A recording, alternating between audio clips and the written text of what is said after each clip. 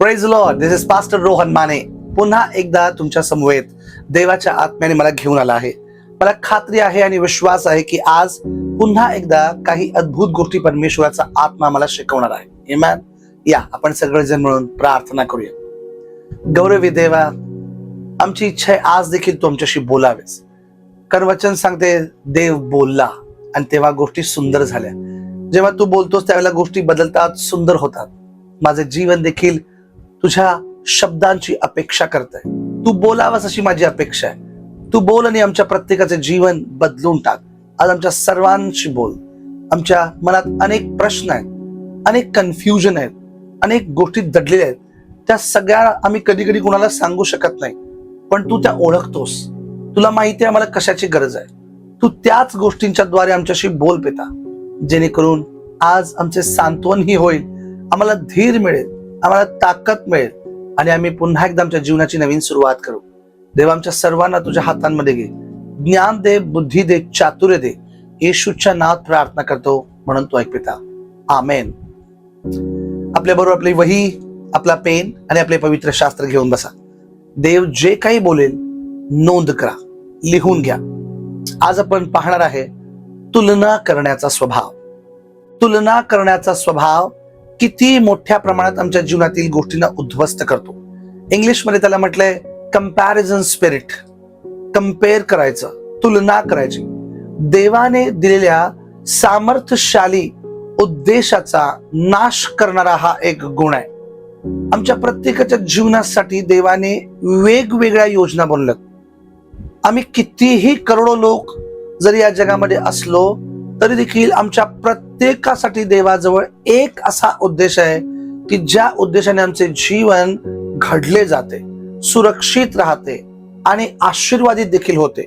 पण जेव्हा आम्ही इतरांकडे पाहू लागतो, तुलना करू लागतो, त्यावेळेला या उद्देशाचा नाश होतो आणि हा एक न दिसणारा सापळा आहे. प्रियांनो, आजच्या काळात तुलना करणं, कंपॅरिझन करणं ही फक्त एक मानसिक समस्या नाही, खरं तर ती आज एक आत्मिक लढाई झालेली आहे.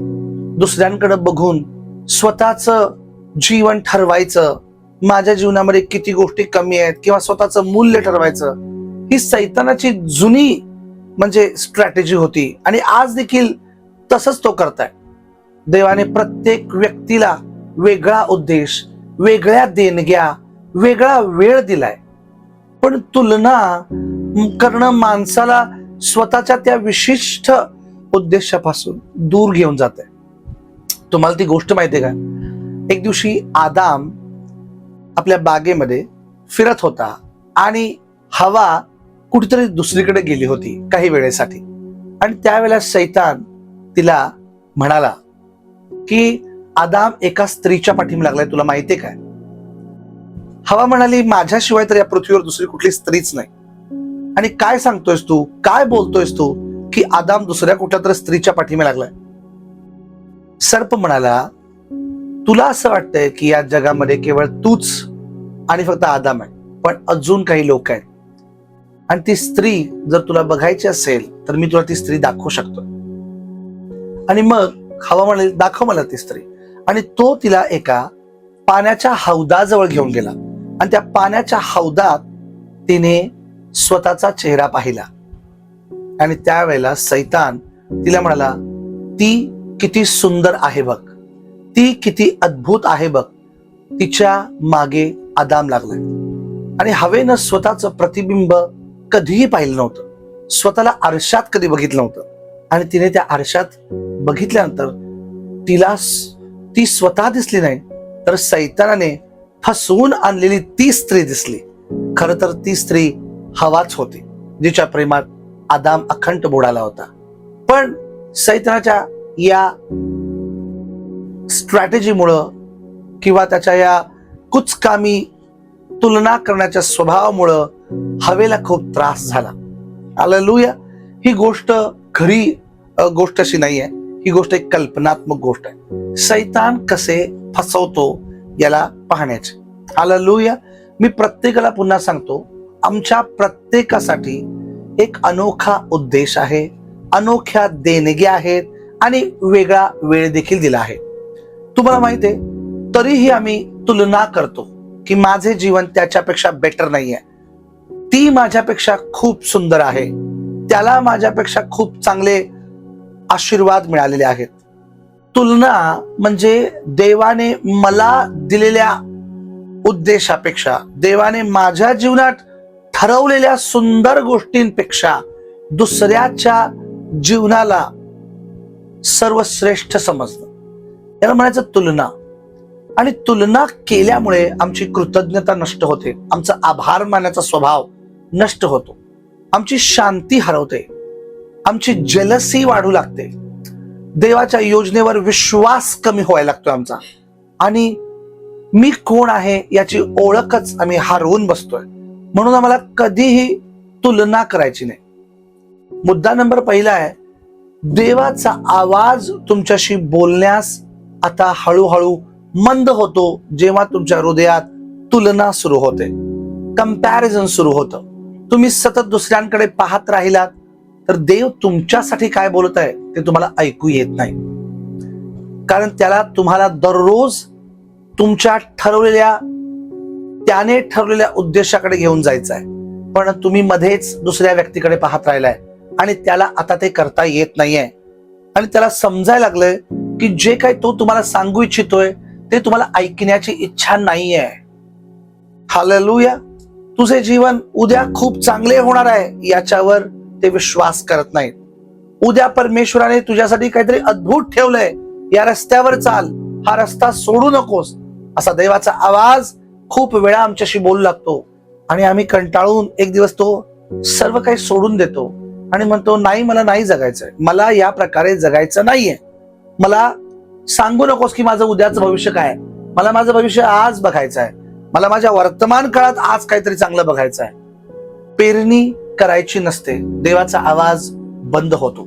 अनेक बायबलचे महान अभ्यासक असे सांगतात की देवाने ज्या गोष्टीसाठी आम्हाला बोलवले उद्देश देऊन ते वैयक्तिक असते. हालेलुया. पण तुलना करण्याचा स्वभाव देवाच्या पाचाराला अस्पष्ट करतोय.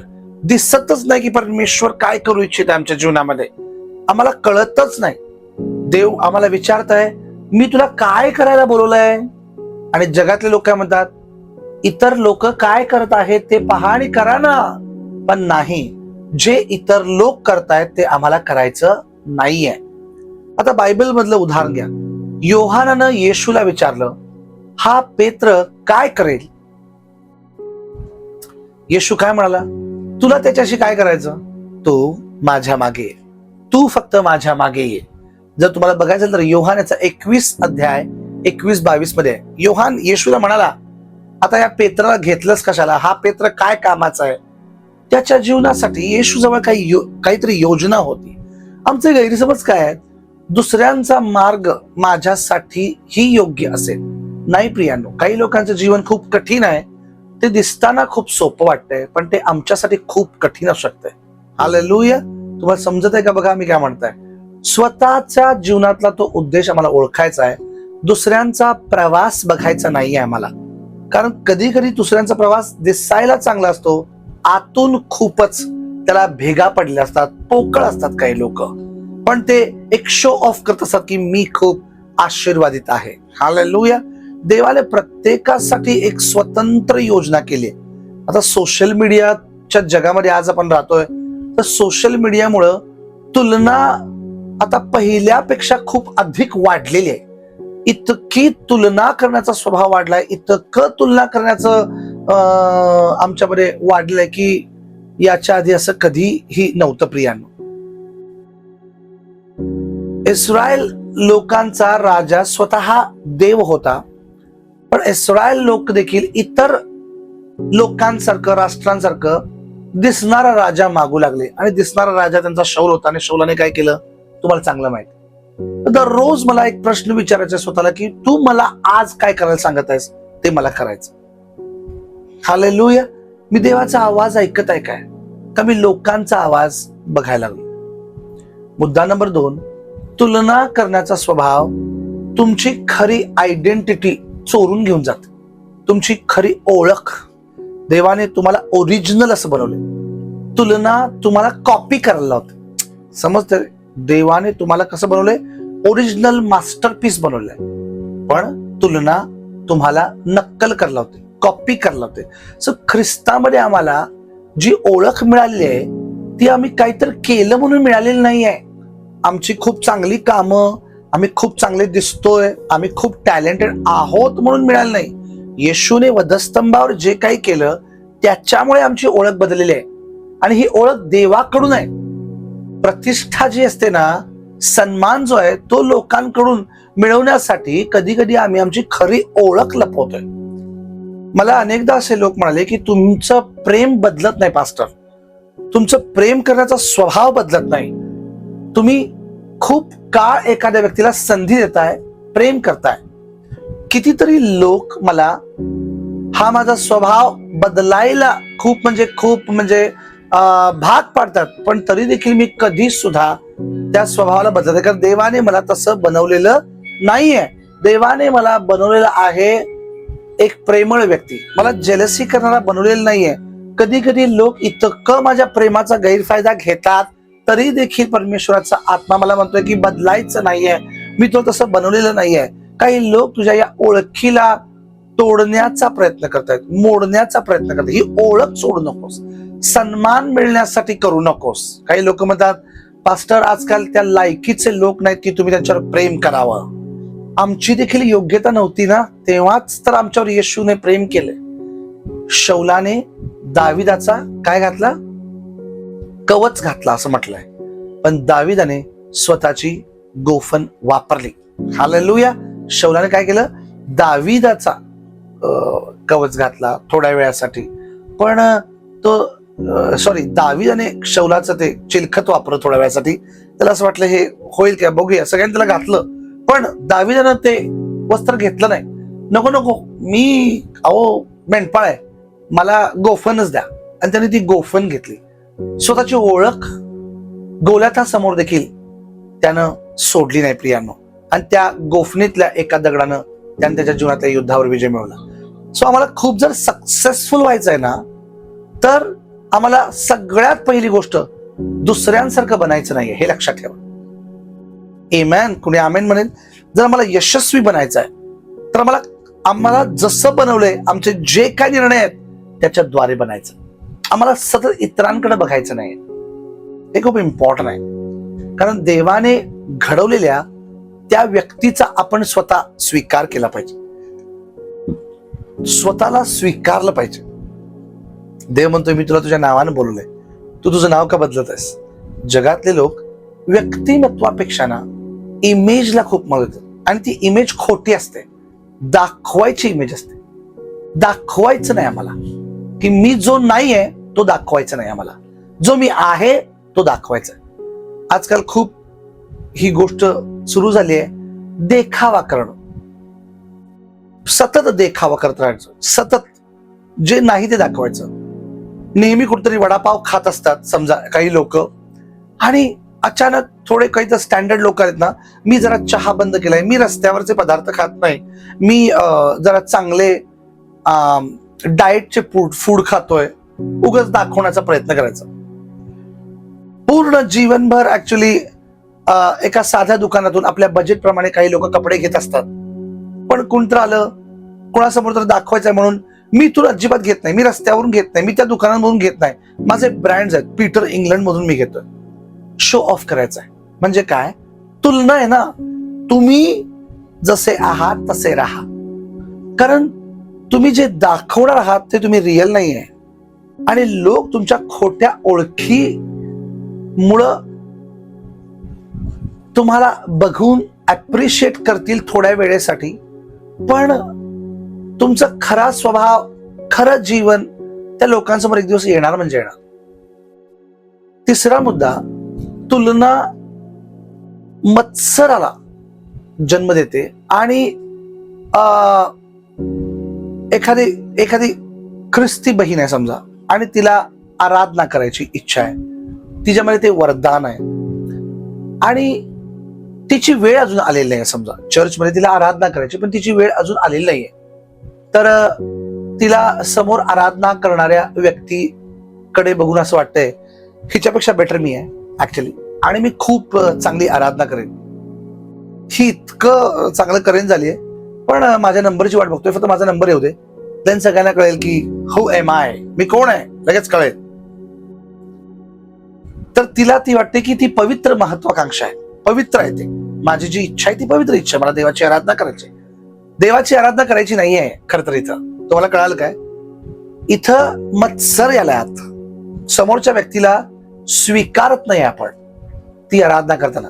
मलाही आराधना येते, मी देखील 17-18 वर्ष आराधना करतोय प्रियानो, आणि माझ्या जीवनामध्ये मी याच्यातून गेलेलो आहे.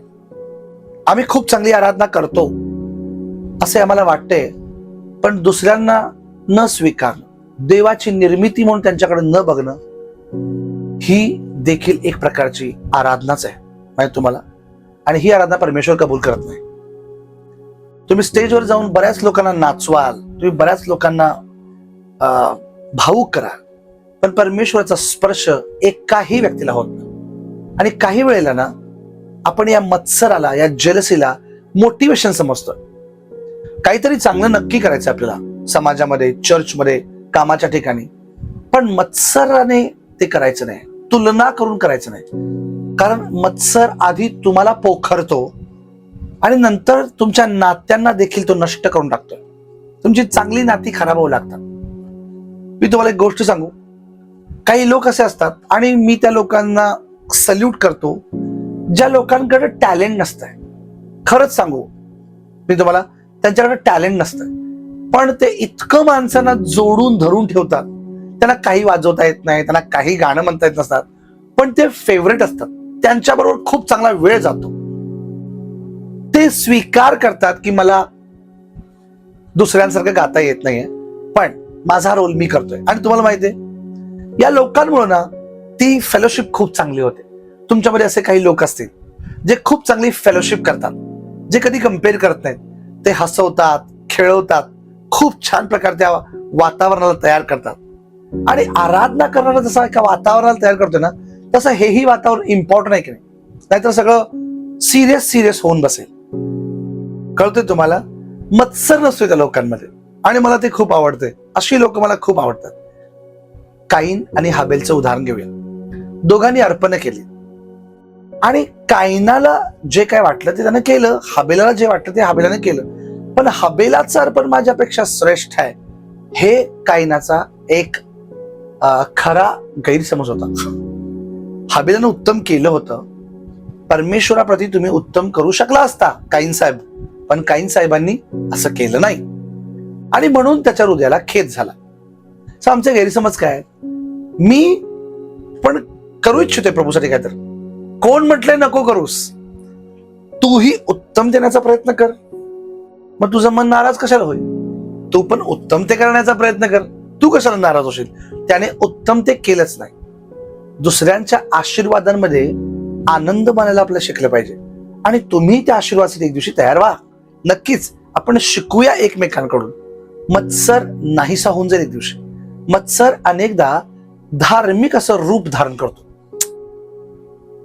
मत्सर असते लोकांमध्ये, तुम्हाला माहित असेल, चर्चमध्ये, तुमच्या कामाच्या ठिकाणी खूप लोक धार्मिक दिसायला आहेत, पण आतून आहे ना कुणाला तरी बर्बाद करायची मानसिकता, स्ट्रॅटेजी, गेम चालूच असतो. सो कायनाचा हा जो मत्सर आहे ना, हा आमच्या मनुष्याच्या इतिहासातला पहिला खून करायला कारण ठरला. किती भयंकर मत्सर आहे. आज अनेक खून होत आहेत. मत्सर आहे. दुसऱ्यांच्या आशीर्वादासाठी, दुसऱ्यांच्या सक्सेससाठी आम्हाला प्रार्थना केलं पाहिजे. मी तुम्हाला खरं सांगतो, मनापासून इतरांच्या आशीर्वादासाठी प्रार्थना करा, मनापासून करा. मी तुम्हाला सांगतो, तुमचे आशीर्वाद आधी येतील, हे पण मी तुम्हाला सांगतो, पण तुमच्या प्रार्थना इतरांसाठी पाहिजे, तुलना करणार नाही. You understand? तो मोठा भाऊ, जो उधळ्या पुत्राचा मोठा भाऊ आहे ना, त्याला आनंदच होईना आज भाऊ परत आलाय. बाप माझा इतके दिवस रडा लागलाय त्याच्या आठवणीमध्ये, मी असताना सुद्धा तो त्याच्यासाठी कशाला रडायचं असं त्याला वाटायला लागलंय. मी आहे ना, तुम्ही त्या हरवल्यासाठी कशाला रडताय, आणि आता तो सापडला म्हणून एवढा आनंद करायचा. ही एक जेलसी होती, ही एक तुलना होती, म्हणून त्याच्या तोंडातून त्याची तुलना बाहेर आली. आणि तुम्हाला, मला कधी पार्टी करायला एक छोटस करडू तुम्ही दिलं नाही, आणि त्याच्यासाठी एवढी मोठी मेजवानी. हालेलुया. माझी इच्छा आहे त्या मोठ्या भावासारखे होऊ नका. त्या मोठ्या भावानं हे बघायला पाहिजे होतं की माझा बाप दररोज रडतोय, मी जाऊन त्याला शोधून आणेन आणि बापासमोर उभा करेन. मी 2 फटके देईन माझ्या लहान भावाला, पण त्याला शोधून आणेन मी. तुझ्यामुळे बघ पप्पांची अवस्था काय झाली आहे, तुझ्यामुळे बघ आबा कसे झालेत, तुझ्यामुळे बघ त्या माणसाचं शरीर खंगत चाललंय, तुझ्यामुळे बघ तो किती झुरतोय, जेवत नाही तो. लाडका असा तो लहान नव्हता, तो मॅच्युअर नव्हता, तो भोळा होता. याची काळजी त्याच्या पित्याला लागली होती. आणि हरवलेल्या लोकांसाठी पित्याला देखील असे वाटतंय. कधी कधी मी हरवलेल्या लोकांसाठी काय म्हणतोय, आपल्या मरणानं मेला, आपल्या चॉईस मुळे गेला, आपल्या मूर्खतेमुळे मरून गेला, पण परमेश्वरला वाईट वाटतेच, कारण तो एक पिता आहे. तुम्ही मॅच्युअर आहात, देवाची स्तुती असो, पण त्या व्यक्तीसाठी देवाला खूप दुःख होत. हालेलुया. पुढे जाऊया. तुलना देवाच्या वेळेवर विश्वास करत नाही. तुलना करण्याचा स्वभाव देवाच्या वेळेवर अविश्वास करतो. आपण दुसऱ्यांचं यश बघून स्वतःची वेळ उशिरा आली असं समजतं. त्यांचं घर आधी झालं. आज देखील आई वडील देखील असं करतात. माझी विनंती आहे, प्लीज हात जोडून आपल्या मुलांशी असं कधी बोलू नका. बघ त्या रोहितकडं, बघ त्या आकाशकडं, तुझ्या वयाचेच होते, पण तुझ्या आधी त्यांनी घर केलं, तुझ्या आधी त्यांनी गाडी घेतली, तुझ्या आधी त्यांना जॉब लागला. जेव्हा घरचे लोक अशी कंपॅरिझन आपल्या मुलांबद्दल देखील करतात, त्यावेळेला ते देवाच्या वेळेवर विश्वास करत नाहीत. आणि कधी कधी मग काय वाटेल ते करून ते लवकरात लवकर आलंच पाहिजे असं त्यांचं मत होऊन बसतं. त्यांना सक्सेस कसं पण करून मिळवायचं. आता देवाची वेळ ही त्याच्या योजनेचा भाग आहे. आमेन. देवाचं वेळ त्याच्या योजनेचा एक परिपूर्ण भाग आहे. ती त्याच्या वेळेतच येणार. प्रियांनो, मला असे नेहमी वाटते की आपण त्या वेळेची वाट बघितली पाहिजे. आम्ही घाई करतो, पण योग्य वेळ परमेश्वराची. कधी कधी मग आम्ही नुकसान करून घेतो, कारण आम्हाला वाटतंय याच वर्षी घर झालं पाहिजे, आणि आम्ही चुकीच्या अपार्टमेंट मध्ये फ्लॅट बुक करतो ज्याचा बिल्डर खूप स्कीमर असतोय. अंडरस्टूड? समजते प्रत्येकाला? याच वर्षी लग्न झालं पाहिजे, कुठलीही मुलगी आणायची, प्रॉब्लेम झाला. याच वर्षी मूल व्हायला पाहिजे, मग कुठल्याही पद्धतीने होऊ दे. औषधांचे बरेच मारे होतात आणि बाळ व्यंग जन्माला येते. या वर्षी काय वाटेल ते करून गाडी घ्यायचीच, मग कर्ज करून गाडी घ्यायला लागते, आणि अचानक लॉकडाऊन तर येतोय, आजारी तर पडतात, आणि ते काम होत नाही. का? कोणासाठी? कारण लोक आमच्याकडे बघतात आणि विचारतात, तुझं कधी होणार? या प्रश्नाचं उत्तर देण्यासाठी एवढी सगळी उठाठेव. अब्राहम आणि सारा देवाच्या वेळेची वाट न बघता हागारकडे गेली. याच वर्षी बाळ व्हायला पाहिजे. अगं, देव बोलला आपल्याला की पुढच्या वसंत ऋतूमध्ये होणार. किती वसंत ऋतू ते? एका पाठोपाठ एक चालेत वसंत ऋतू. आमचा संतान आमच्या हातामध्ये बघायला मिळेल झाले. किती वेळ बघायचं? सगळी लोक विचार लागलेत, तुम्ही एवढे श्रीमंत आहात साराबाई, पण तुमच्या पदरात तुमच्या स्वतःच्या रक्ताचं बाळ नाही, तुम्हाला संतान नाही. त्यांना काय उत्तर देऊ मी? बघा, तिला देखील कोणाला तरी उत्तर द्यायचंच आहे. मी आज तुम्हाला एक सत्य गोष्ट सांगू, तुम्हाला कुणालाही उत्तर द्यायची गरज नाहीये. कोणी आमेन म्हणेल? हालेलुया. तुम्हाला उत्तर देण्याची गरज नाहीये. उशीर झाला म्हणजे देवाने मला विसरले वाटतं, असं नाहीये. देव उशीर करत नाहीये, तो एका योग्य वेळेची निवड करताय. प्लीज हे समजून घ्या. आजची जी कल्चर आहे ना, ते ताबडतोब परिणाम पाहिजे, लगेच परिणाम पाहिजे. आणि आमची जी बॅकग्राऊंड जर बघितलं, बायबलमध्ये देखील अनेक सेवकांनी किती वर्ष प्रतीक्षा केली, किती वर्ष ते वाट बघितलंय. हालेलुया. समजत आहे का तुम्हाला? देवाच्या वेळेची ना तुम्ही एक डायरी ठेवली पाहिजे. आणि तुम्ही त्याच्यामध्ये तुमच्या जीवनात जे काही परमेश्वरानं आजपर्यंत केलं ते किती परफेक्ट टाइमला केलं हे तुम्हाला लिहायला पाहिजे. मग तुम्हाला कळेल, अरे बापरे, किती गोष्टी आम्ही तर योजनाच केल्या नव्हत्या, पण हे परमेश्वरानं किती चांगलं केलं. वाव, हे किती छान आहे. हालेलुया. येशूचं पण सेवा कार्य 30 वर्षाचा झाल्यानंतर त्यानं केलं आणि फक्त 3.5 वर्ष सेवा केली. मी देवाच्या वेळेवर विश्वास करतोय का, आम्हाला बघायला पाहिजे ना. हालेलुया. दुसरी गोष्ट, तुलना करण्याचा स्वभाव आभार मानण्याच्या हृदयाला नाश करते. आमच्या जवळ जे आहे, आजपर्यंत देवाने आमच्या जीवनामध्ये जे काही केलंय त्याच्यावर आमचा विश्वासच बसत नाही आता, किंवा आता धन्यवाद द्यायचं बंदच केले आम्ही. एक छोटीशी गोष्ट माझ्या इच्छेप्रमाणे नाही झाली आज, म्हणून मी देवाचे सगळे आतापर्यंतचे उपकार विसरून जाते. तुलना केली की आपल्याला जे आशीर्वाद देवाने दिलेत ते अपुरे वाटायला लागतात आम्हाला, म्हणजे कमी वाटायला लागतात ते आम्हाला. इतकंच काय, एवढ्यानं होतंय होय, अजून पाहिजे. एवढ्यानं काय होतंय, अजून पाहिजे. आभार मानणं ही तुमचं आत्मिक आरोग्याची एक निशाणी आहे. माहिती तुम्हाला, तुम्ही आत्मिकरित्या निरोगी आहात याची ती निशाणी आहे, हे लक्षात ठेवा. हालेलुया. तुलना तुमच्या जीवनामध्ये काय कमी आहे ते दाखवते आणि आभार मानताना तुमच्या जीवनामध्ये काय काय देवानं केले हे दाखवतो.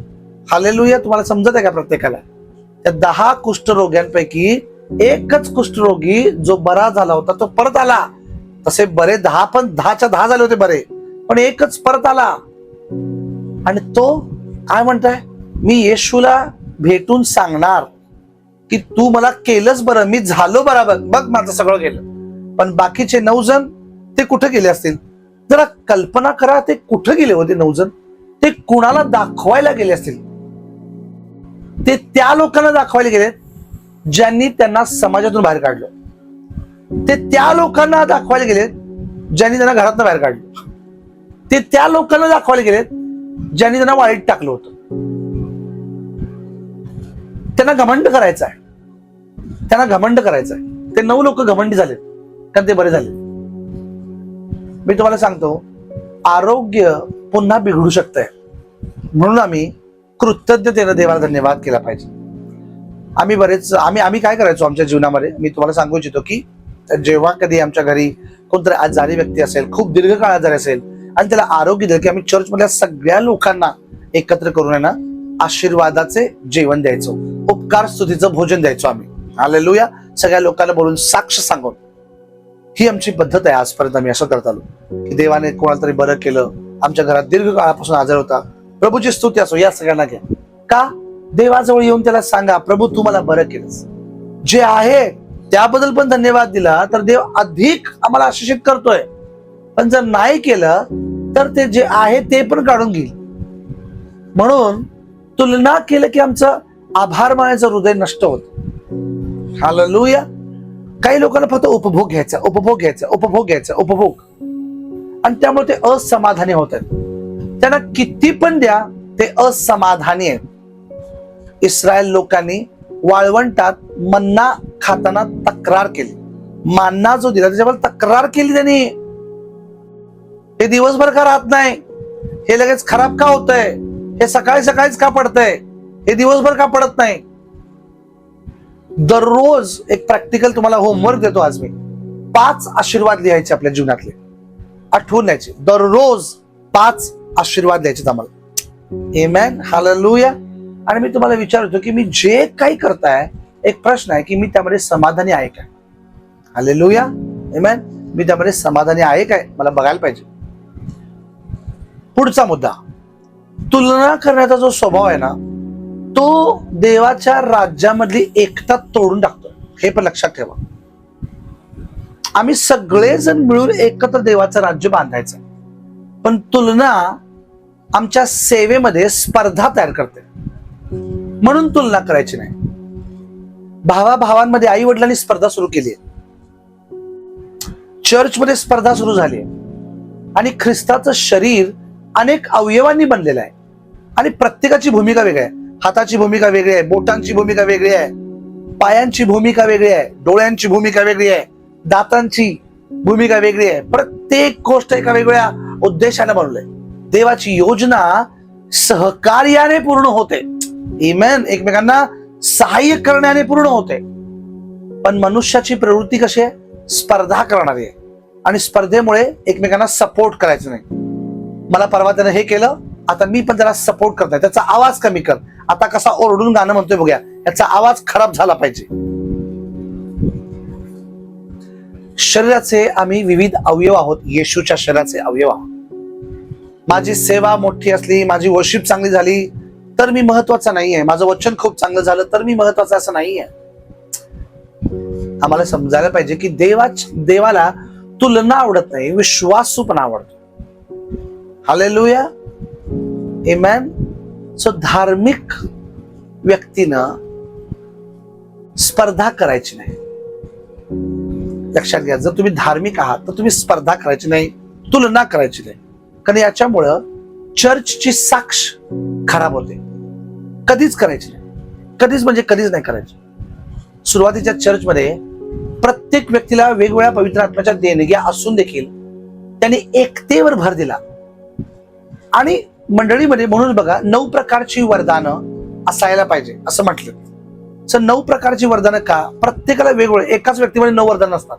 कोणीतरी भूत काढायची, कोणतरी भविष्यवाणी करायची, कोणतरी आत्मे ओळखायचे, कोणतरी अन्य भाषेचा अर्थ सांगायचा, कोणीतरी ज्ञानाचं वचन, कोणीतरी अन्य भाषा बोलायचं.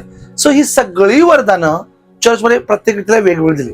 5 प्रकारच्या सेवा घ्या, कोणीतरी प्रेषित, कोणतरी संदेष्टा, कोणतरी पास्टर, कोणतरी शिक्षक, कोणतरी सुवार्तिक. किती अद्भुत आहे. परमेश्वराची इच्छा बघा, आम्ही एकत्र पाहिजे. दुसऱ्यांच्या सेवेला पाठिंबा द्या, स्वतःची सेवा प्रामाणिकपणे करा. आपल्या सगळ्यांचं एकच चर्च आहे प्रियानो, हे लक्षात ठेवा. आम्ही सगळे एकाच चर्चचे लोक आहोत आणि आमच्या सगळ्यांचा एकच पास्टर आहे, प्रभू येशू ख्रिस्त. हालेलुया. कोणी आमेन म्हणेल? आमच्या प्रत्येकाचा एकच पास्टर आहे, तो प्रभू येशू ख्रिस्त. मी इतरांबरोबर स्पर्धा करायला लागलोय की त्यांच्या बरोबर सेवा करा. तुलना ना ही इमोशनल समस्या नाही आहे. देवानं दिलेलं ओळख, देवाचा वेळ, देवाची शांती, आभार मानण्याचं जे हृदय, याच्यावर हल्ला करायचा सैतानाचा सापळा हा करायचं नाही. तुलना काय करते माहितीये? आता मी तुम्हाला एक हे सांगतो, एक साखळी सांगतो. साखळी बघा, तुलना जेलसी तयार करते, बरोबर आहे? मत्सर तुलना काय करते? मत्सर तयार करते. मत्सर असमाधान तयार करते, असमाधान करते माणसाला. असमाधान देवापासून दूर करते. देवापासून दूर झालं, येशू मधली आमची ओळख गेली. येशू मधली ओळख गेली, शांती गेली. शांती गेली, उद्देश हरवला. समजलं तुम्हाला? प्रत्येकाला तुलना काय करते? मत्सराला जन्म देते. मत्सर असमाधानाला जन्म देते. असमाधान देवापासून दूर गेलं, येशू मधली आमची ओळख गेली. येशू मधली ओळख गेली, शांती गेली. शांती गेली, समाधान गेलं आणि उद्देश पण गेला. म्हणून आज आमच्या समोर एक प्रश्न आहे की मी माझं जीवन देवाने माझ्यासाठी लिहिलेल्या त्या उद्देशानुसार जगत आहे काय, की दुसऱ्यांच्या जीवनाबरोबर माझी तुलना करून माझा उद्देश मी गमवायला लागलोय? हे मला आज आत्मपरीक्षण करायचं. हालेलुया. आणि जोपर्यंत मी ते आत्मपरीक्षण करत नाही तोपर्यंत मी सतत दुसऱ्यांबरोबर स्पर्धा करत राहणार. मला स्पर्धा करायची नाहीये. आमेन. मला स्पर्धा करायची नाहीये, कारण परमेश्वराची इच्छा नाही मी स्पर्धा करणारं बनावं. मला स्पर्धा करायची नाहीये, मला तुलना करायची नाहीये. या आपण आपले नेत्र बंद करूया आणि यावेळेस प्रार्थना करूया. देवा, मला या स्पर्धा करण्याच्या, तुलना करण्याच्या मानसिकतेतून बाहेर काढ, कारण तू मला माझ्या जीवनासाठी तुझा इकडे एक वेगळा उद्देश आहे. काही लोकांचे आशीर्वाद माझ्या आधी येत आहेत, त्यासाठी तुझे आभार. येऊ देत पिता, मला काही प्रॉब्लेम नाही पिता. काही लोक माझ्या पुढे जात आहेत पिता, ते जाऊ देत आणि ते भरपूर पुढे जाऊ देत. मी माझ्या वेळेपर्यंत तुझ्याबरोबर विश्वासू राहील, पण मी तुझ्या वेळेला बदलणार नाही, तुझ्या योजनांना बदलणार नाही. परमेश्वर पिता, मी बिघडवू देणार नाही परमेश्वर पिता, तुला जे माझ्या जीवनामध्ये करायचं आहे तू मला सहाय्य कर परमेश्वर पिता. मी तेच करेन जे तुला माझ्याकडून हवंय पिता. मी चर्चमध्ये तुलना करणार नाही, घरात करणार नाही परमेश्वर पिता, माझ्या कामाच्या ठिकाणी करणार नाही परमेश्वर पिता, कारण मी तुलना करणारा व्यक्ती असे तुम्हाला बनवलेलं नाहीस. तुम्हाला उदार व्यक्ती बनलेस, तुम्हाला सामर्थ्यशाली व्यक्ती बनलेस पिता. मी धन्यवाद करतो, मी तुझी स्तुती करतो. आजच्या मननाने तुम्हाला बऱ्याच गोष्टी शिकवल्यास. मी सरेंडर करतो तुला पिता, मी सबमिट करतो तुला परमेश्वर पिता, अधीन येतो तुला. तुम्हाला शिकव, स्वतःच्या इच्छेने मी सबमिट करतो पिता, अधीन होतो. तू मला शिकव, माझ्या कमजोरी काढून टाक पिता, माझ्या सर्व कमतरतेला काढून टाक आणि मला तुझ्या आत्म्याने भर. आज इथं बसल्या प्रत्येक व्यक्तीच्या जीवनामध्ये देवा या तुलना करण्याचा स्वभाव निघून गेला आहे, हे मी विश्वास करतो परमेश्वर पिता. धन्यवाद करतो, तुझी स्तुती करतो. येशू तुझ्या नावात प्रार्थना करतो म्हणून तू ऐक पिता. आमेन, आमेन, आमेन. देव तुम्हाला आशीर्वादित करो आणि तुमच्या प्रत्येकाला चालवो. जे काही तुम्ही शिकत आहात ते इतरांपर्यंत जर तुम्हाला पोचवायचं असेल तर हेच संदेश आमचे युट्यूबवर आहेत. प्लीज युट्यूबवर जाऊन हे संदेश तुम्ही शेअर करा आणि लोकांना वचनामध्ये वाढण्यास मदत करा. हालेलुया. देव तुम्हाला आशीर्वाद करो. तुमची काळजी घेऊ प्रियांनो. विशेष सूचना 31 जुलैला राईट या महिन्यात, ओके, येत्या शुक्रवारी आम्ही सगळे पास्टर सॅम्युअल लोंढे, दयानंद लोंढे पास्टरांचा मुलगा जो आज पास्टर आहे, त्यांच्या चर्चमध्ये वन थिंग या कार्यक्रमासाठी भेटत आहे. आणि आमच्या सर्वांचा उद्देश आहे की प्रत्येक लीडर्स, वर्शिपर्स आणि चर्च मेंबरनी तिथे यायचं आहे. 100 रुपये रजिस्ट्रेशन आहे आणि तुम्ही तुमची सीट बुक करा आणि आमच्या बरोबर एकत्र तिथे या. आपण सगळे एकत्र आराधना करू. आमची इच्छा आहे की या व्यस्त जीवनशैलीमध्ये आपण देवासमवेत थोडा वेळ घालू, ही आमची इच्छा आहे. सो लक्षात ठेवा, 31 जुलै 5 वाजता सायंकाळी 100 रुपये registration, Samuel Londhe church, Kanan Nagar, इथे आपण जमूया. देव तुम्हाला आशीष करू. God bless you.